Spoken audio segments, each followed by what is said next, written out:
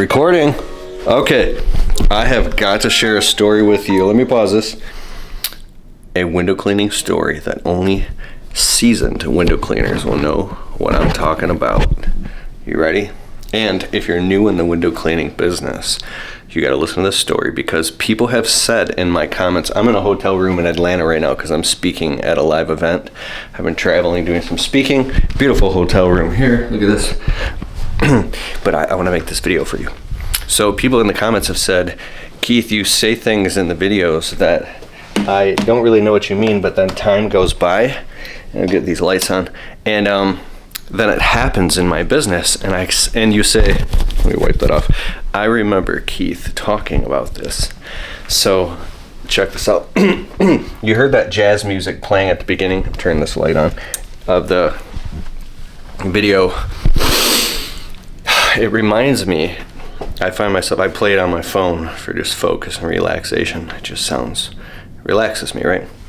And, but I was asking myself why. It's because there's this window cleaning client that I had for years, a landscaping and window cleaning client, and I'm gonna tell you this story. Okay, back in, I think it was 2011 to 2012, yeah, when I met my wife, and I was desperate for money. It was the middle of the winter, and I didn't have any. I just started my landscaping business, and there was no landscaping to do, and there wasn't enough money plowing snow. So I went out in the freezing cold, and I launched a window cleaning business. You've probably heard me tell this story. Let me turn on this light too. Oh, we got lots of light, and look at this hotel room. Okay, so I went to this restaurant, this steakhouse, and it was really nice. And this super cool owner, oh, this is good. He said, I had my spiel. I would sell jobs on the spot. Well, this one restaurant, the owner came out, this Greek guy, and he was like, what's going on? I was like, your windows are dirty, and I'm expanding my window cleaning business in your area, and I'll give you a quote right now. I would like to clean your windows. He's like, I already got a window cleaning guy. I was like, oh yeah? Well, why are your windows dirty?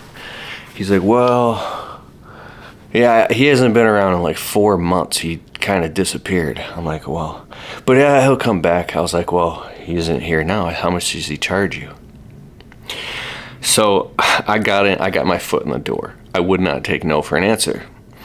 And next thing you know, I'm cleaning the windows at this restaurant, and I'm like jumping. I'll put a link in the description below of me cleaning the windows in this restaurant so you get a visual.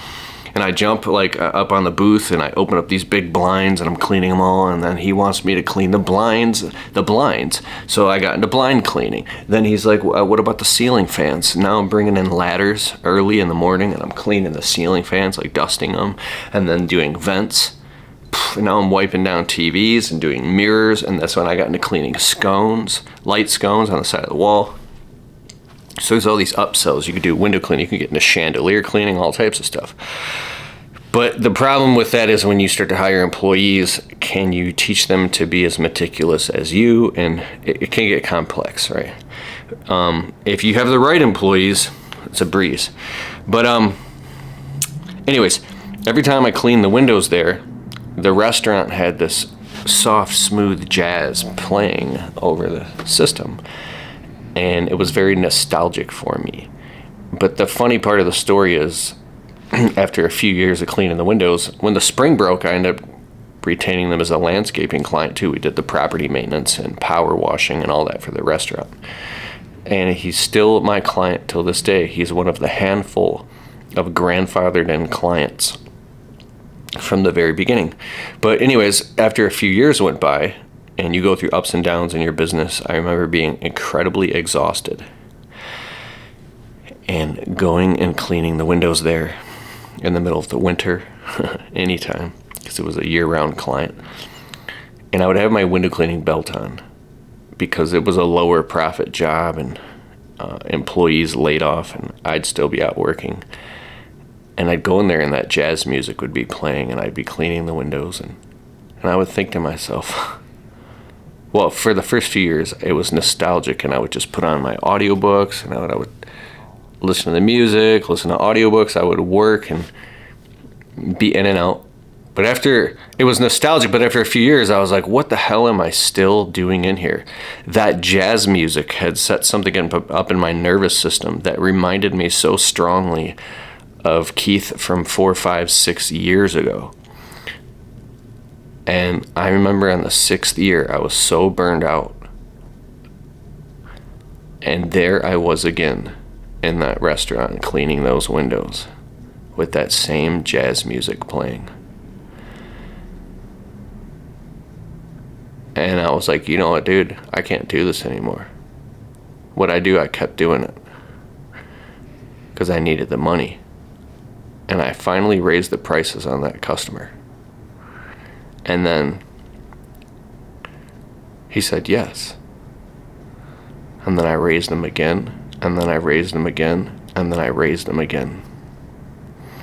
And there I was, like literally, because this was one of the grandfather, you know, like when you have a service business, there's certain clients that they're around for the long haul. They're so cool that you just don't mind it, right? So I had grown my landscaping window cleaning business a little bit, hired employees, upgraded my life, started a second business, which is my media business, which is YouTube, podcasts, ebooks, audiobooks, information products, public speaking. I mean, this whole other business. And so I kept my service business the same. Well, actually, I got out of the field and I hired a foreman to run the crew and a receptionist to answer the phones and someone to do the bookkeeping and all that, so I could just do sales and marketing. But I kept that client, and after like year 9 and year 10, I was still there. And I go in, and this time they remodeled the whole restaurant, and it was no longer that jazz music. It was totally different place now. I said, dude, this is the last time. I can't believe I'm in here doing this. What the hell am I doing here? And I would talk myself, just calm down. I would start to go into a panic attack because I said all these years of my life have gone by and I'm still doing this for this client. And I have a couple other clients like that. There's this big mansion we do. It's like 10,000 square feet and I have to like personally be there. And even though I charge them like $1,000 every time we clean the windows for this one house, at the end of the day, we do it like 5.5 hours. It started to get to the point where I'm like, this ain't even worth it for me to physically be here myself. So I started putting these minimums on what I would do, and I would ask myself these questions about how much what is your time worth? But there's only there's these certain frustrations that I want to know how much I want to voice on YouTube. But I'll just tell you right here. I priced myself out of it, and the guy who kept saying yes, and then I said, listen, we're just completely canceling all interior services. There's a lot of stuff we can send employees to do, but we leaned harder into the landscaping, and then we just do exterior window cleaning. And I have like one employee who does all the exterior window cleanings, and he goes and does them, and he does a great job. And I pay him like 33% of whatever he does. And we just only, and he was like, what am I going to do? You've been cleaning my windows for 10 years. I'm like, you could find somebody else. There's a ton of window cleaners. And he found another window cleaner to go and clean the inside of that restaurant and probably wipe down the TVs and all the fans and all that shit. And here's what I learned. Lawn care rookie's calling me. Hey, Naylor. Hey, what's up, Give man? me 15 seconds. I'm wrapping up this video, so you're on the video. Sweet. So what are you doing after that? You grabbing dinner or what? Oh, wait a second. I just ate dinner because I didn't eat since yesterday. 1 second. Hey, so basically my moral of this story is sometimes you got to give up to go up. You have to let go of the stuff that you're afraid to let go of. Or price the customers out of the market. Raise the prices until the customers are saying no, and then hustle and go find higher paying work that will afford you to make more money, or to hire the people to do the work for you. Because if the numbers don't make sense, then you got to go upstream, period, full stop. If the numbers don't make sense, if it don't make dollars, it don't make sense. So don't hang on to that client for 10 years like I did. You got this. All right. Hit the subscribe button. Peace.